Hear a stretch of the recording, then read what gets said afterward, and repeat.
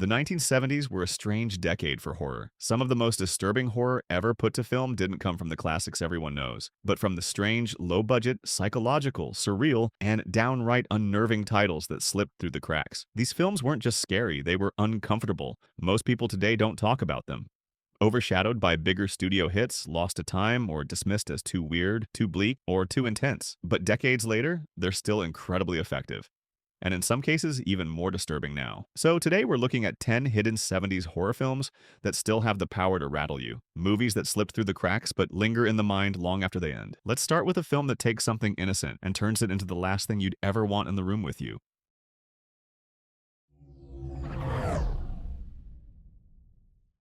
Released in 1978, Magic is one of those slow, suffocating psychological horrors that doesn't scream to scare you. It just lets you watch someone unravel. Some movies don't need monsters. Sometimes all it takes is a voice you swear didn't come from the person speaking. Anthony Hopkins plays Corky, a nervous, painfully awkward magician whose career finally takes off when he starts using a ventriloquist dummy named Fats. At first, it's harmless. A gimmick, a way for Corky to say the things he's too afraid to say himself. But Fats starts talking more, and Corky starts losing control, and suddenly it's hard to tell where the act ends, and the madness begins. What makes Magic so disturbing isn't the dummy, though Fats is unforgettable. It's Hopkins' performance. He's fragile, unpredictable, and so convincingly fractured that you start to believe he truly might not know what he's doing anymore. The film leans into silence, close-ups, and uncomfortable tension until you feel trapped right there with him. There's very little violence, but emotionally, this movie cuts deep. Magic is unsettling because it looks you in the eye and whispers a simple, terrifying idea. And the longer we watch, the more we're left questioning whether the voice inside our heads is really our own.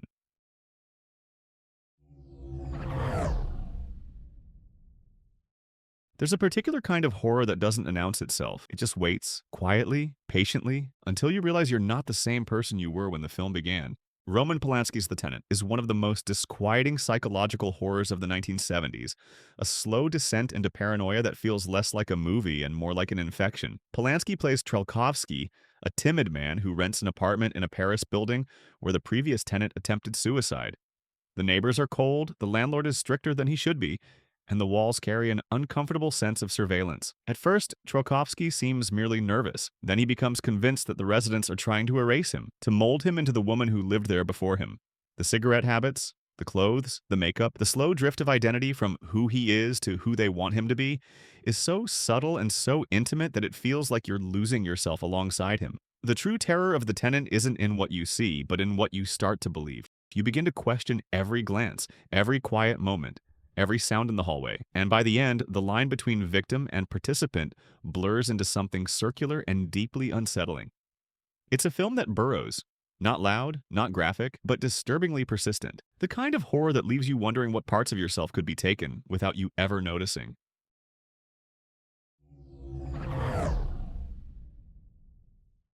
Some films don't disturb you because of what happens on the screen.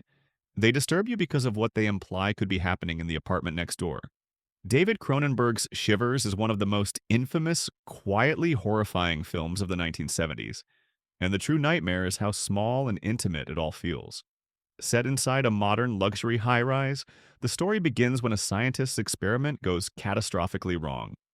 A parasitic organism designed to cure disease mutates into something far more primal, something hungry, something that spreads itself through touch, through desire, through every crack in the building's fragile social veneer. At first, it's subtle. Strange behavior, whispered rumors, residents acting just a little off. Then the infection blossoms. Not violently, but sensually, invasively. Like the building itself is sweating with fever. Cronenberg turns the apartment complex into a pressure cooker, where every hallway hides a new variation of the same dread. People losing control of their bodies, their impulses, and their sense of self. It's not a monster that breaks down your door. It's the person you thought you knew, stepping just a little too close. What makes Shivers so deeply disturbing is how plausible it feels, how quickly civilization erodes when something biological shortcuts every human boundary. By the final sequence, the building is transformed into something unrecognizable, and the true horror isn't that the infection spreads, but that its victims welcome it.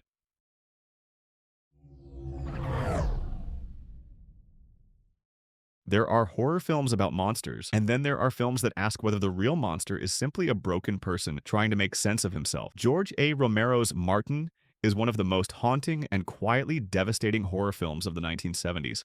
A story that slips under your skin because it never tells you exactly what to believe. Martin, played with eerie softness by John Amplis, insists he's an 84-year-old vampire trapped in a young man's body. No fangs, no immortality, no supernatural theatrics, just an overwhelming hunger he can't control, and a mind shaped by trauma, delusion, or something far darker. Sent to live with his deeply religious cousin, a man convinced Martin truly is a vampire. The line between myth and mental illness becomes terrifyingly thin. Martin drugs his victims instead of hypnotizing them. He uses razor blades instead of fangs. He feels guilt, longing, confusion, and yet he can't stop himself. The horror of Martin comes from its intimacy, its stillness, its refusal to give you a clear answer. Romero shoots the film like a sad memory, flickering between present day and dreamlike flashbacks that may not be real at all. Is Martin suffering from a curse, a psychosis, a lifetime of manipulation, or something that doesn't fit either explanation? The film never says, and that uncertainty, that quiet, aching ambiguity is what stays with you long after the credits fade. Some monsters are supernatural. Martin is terrifying because he might just be human.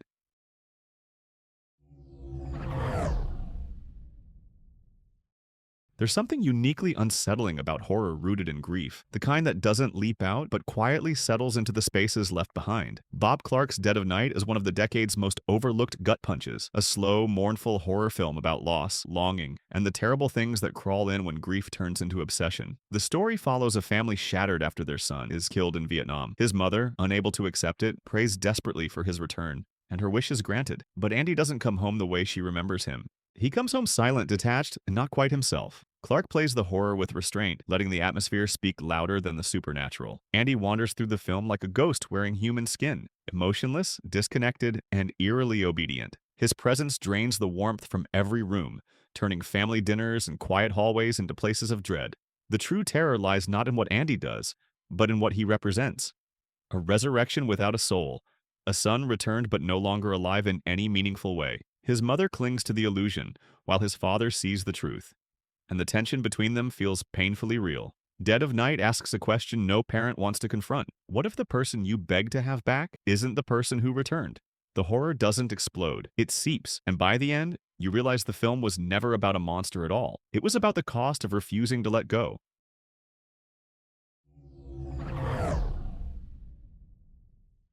Some stories linger because they're frightening. Others linger because they feel a little too close to the things we're not supposed to talk about. Alice. Sweet Alice is one of the most quietly upsetting films of the 1970s. Not because of gore, but because it digs into childhood, jealousy, religious guilt, and the uglier pieces of family life that most horror movies avoid. Set in a working-class Catholic community, the film follows young Alice, a troubled girl overshadowed by her angelic younger sister Karen. When Karen is murdered on the day of her first communion, suspicion immediately turns toward Alice, and the entire town seems disturbingly eager to believe it. The film's brilliance lies in how it weaponizes innocence.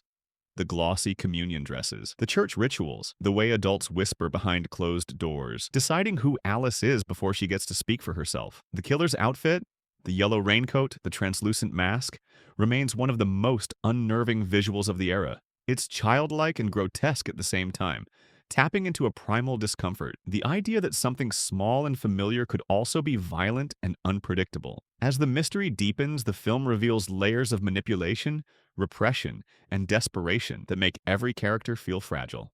Alice. Sweet Alice is disturbing because it understands a painful truth. Sometimes the scariest thing isn't a masked killer. It's the way a community can turn on a child when fear and guilt need a target.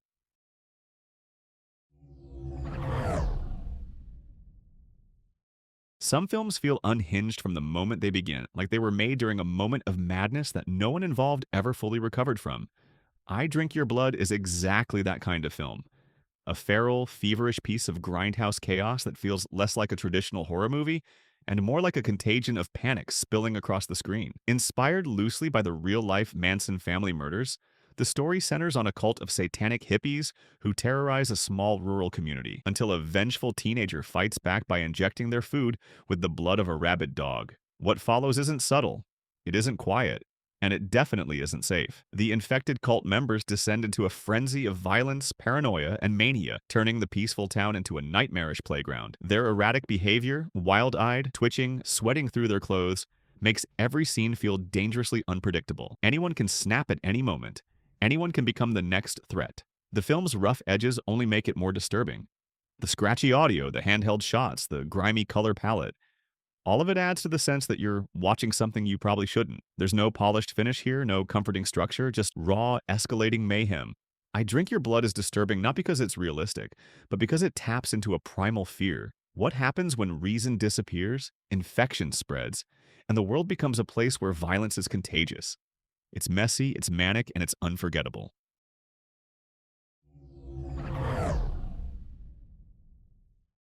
Daughters of Darkness is one of the most hypnotic and unnervingly elegant horror films of the 1970s. There are horror films that frighten you with violence, and then there are the ones that quietly seduce you, drawing you in with beauty until you realize too late that something cold is curled beneath the surface.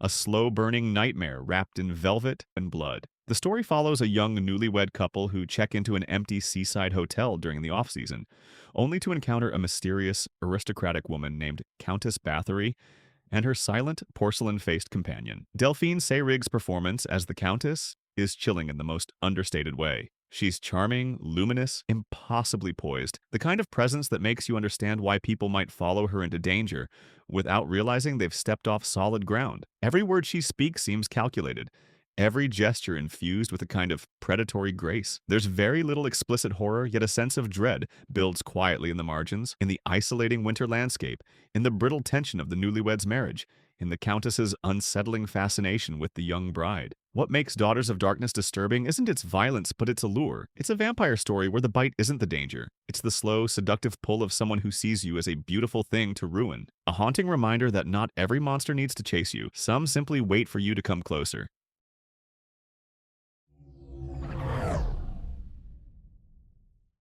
Every decade has one horror film that feels like it slipped in from another reality entirely. Something that doesn't just unsettle you, but bends your sense of what a horror movie is supposed to feel like. For the 1970s, The Shout is that film. Strange, quiet, dreamlike, a psychological nightmare that refuses to explain itself, yet somehow builds tension with every passing moment. The story follows a young couple living in the English countryside whose lives are disrupted by a mysterious stranger named Crossley, a man who claims he once lived with an Aboriginal tribe and learned a supernatural death shout, a scream powerful enough to kill anyone who hears it. It sounds absurd until the film makes you believe him. Crossley, played with unnerving calm by Alan Bates, isn't threatening in the traditional sense. He doesn't raise his voice, he doesn't rush. He simply exists in the couple's home with a quiet, domineering confidence, as though he's already claimed the space. The horror of the shout lies in its atmosphere. Wind howling across empty fields, whispers carried through long stretches of silence, and the ever-present sense that Crossley is manipulating reality itself. Scenes drift in and out like fragments of a half-remembered dream, leaving you unsure what's real and what's being warped by his influence. By the time you hear the shout,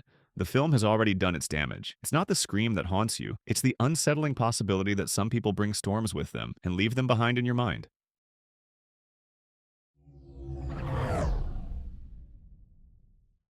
There are films that disturb you with realism, and then there are films that feel like someone cracked open a nightmare and let it spill directly onto the screen. House, or Hausu, is one of the strangest, most hypnotically deranged horror films ever made. Released in 1977, it plays like a haunted house story, told by someone who's never slept well a day in their life. Everything is off-kilter from the start. The colors too bright, the music too cheerful, the characters too sweet, until the house decides it wants to eat them, literally. The plot is simple on paper. A group of schoolgirls visit a relative's remote home, only to discover the place is alive, hungry, and powered by the ghost of an unresolved past. But director Nobuhiko Obayashi doesn't care about logic or structure.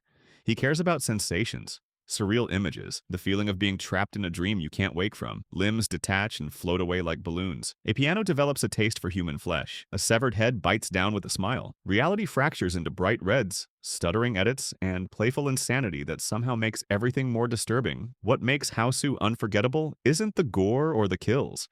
It's the sense that the film operates on rules you'll never fully understand. Horror becomes absurdity, absurdity becomes terror, and terror becomes something weirdly beautiful. It's a film that refuses to behave, a nightmare dressed like a fairy tale, and the perfect ending to a decade where horror was reinventing itself one disturbing idea at a time. And those are 10 of the most unsettling, overlooked horror films of the 1970s. The strange ones, the quiet ones, the ones that got lost in the shadow of the decade's bigger hits, but still have the power to get under your skin. Some disturbed with psychology, some with surreal nightmare logic, some with grief, identity, or pure chaos. But all of them linger long after they're over. If you're looking for a different kind of fear, the kind that haunts instead of screams, these films are worth revisiting. Let me know which ones you've seen and which ones you're adding to your list next. And don't forget to like, subscribe, and ring the bell for more forgotten horror. There's always something hiding in the past. You just have to know where to look.